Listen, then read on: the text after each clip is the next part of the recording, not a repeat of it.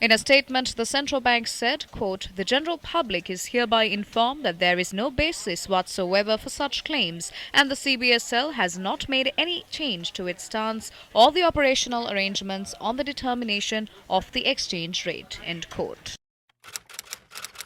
What prompted the central bank to make this statement?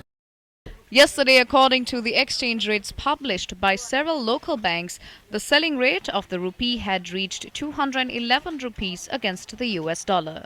The significant drop in the LKR against the US dollar comes after several weeks of attempts by the central bank to stabilize the LKR at 203 rupees against the US dollar. What has happened? Rupee depreciated significantly from the 202 levels. That was obviously forced and artificial, except for the state banks who are still trying to hold on to the unrealistic rate. Most of the private banks are at 211, foreign banks at 215. It may slide further in the coming days. So they broke through the artificial barrier to something more realistic. Now, what that would mean is that inflows may come in now. People who had dollar revenue probably were holding it outside with the hope of the depreciation so they can convert it to more rupees.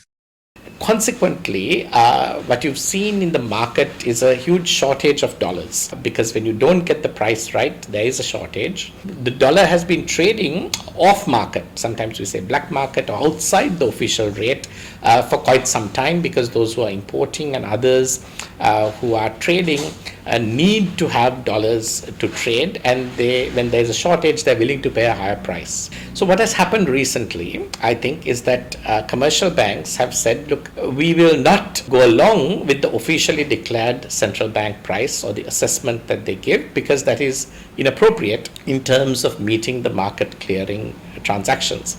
We don't think that this is going to have a huge consequence in reality, because that the reality already was that the dollar was getting traded at a significantly higher rate, 5 to 10% at least higher than what was announced as the official exchange rate of the central bank.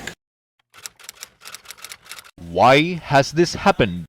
So technically, if the central bank is willing to claim an official price for the dollar, it should be willing to supply as many dollars as the market wants at that price. But the central bank is unwilling to supply dollars at the price that it states as the official exchange rate. So when the central bank doesn't supply the dollars, then there is a shortage. But the reason it doesn't supply the dollars is because its reserves have been going to dangerously low levels. It's about 1.7 months of reserves at the moment. And the central bank is unable to satisfy market demand.